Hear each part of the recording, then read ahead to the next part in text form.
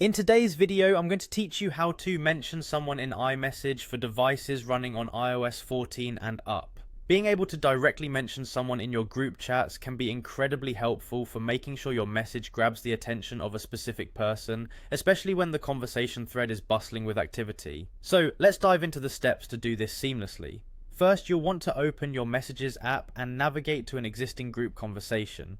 It's important that you're in a group chat because mentions are designed to highlight messages within a group rather than an individual conversation.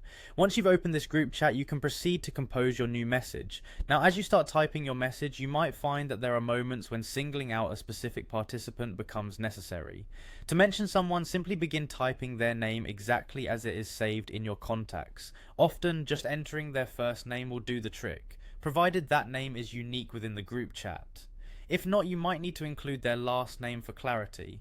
As you type their name, you'll notice a visual cue, usually a small pop-up or suggestion bubble, with their contact name appearing. This tells you that iMessage has recognized the name, allowing you to tag or mention that person explicitly. Tap on this suggestion to confirm your intention to mention them. Once you've done that, you will see the contact's name change to bold within your message. This bold formatting is a clear indicator that your mention has been successfully registered. With your mention now highlighted, you can go ahead and finish typing the rest of your message. Once you're satisfied with what you've written, it's time to hit send.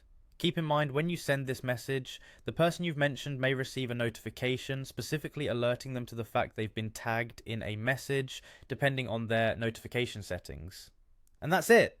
You've successfully mentioned someone in your group iMessage, ensuring your message stands out to them in the sea of group conversation.